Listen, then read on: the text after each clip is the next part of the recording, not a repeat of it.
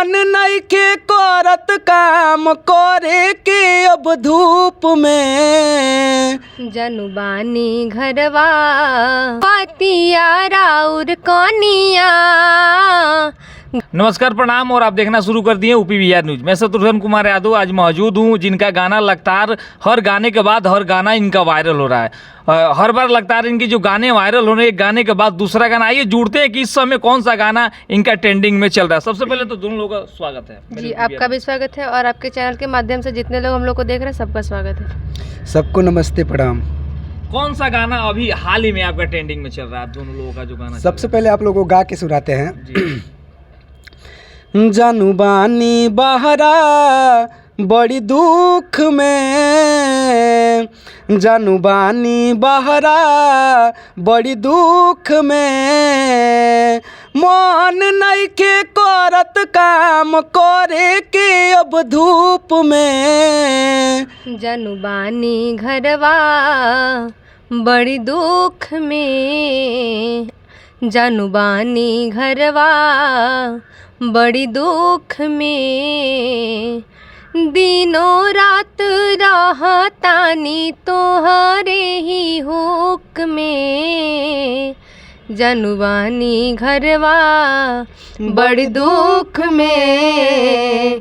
याद तड़ पावता बहुत सतावता, अखिया से नींदिया रही रही आवता। नींदियो नया बहता चैन चुरावता, तोहरा के देखे खातिर मन ललचावता।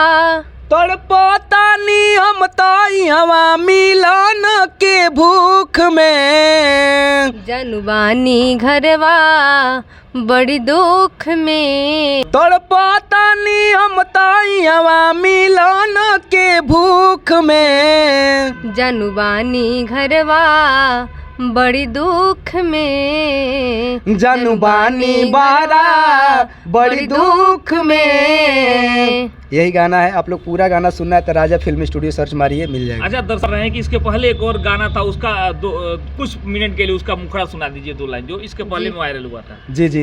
अहरा में लागता ना मन धनिया, बहरा में लागता ना मन धनिया।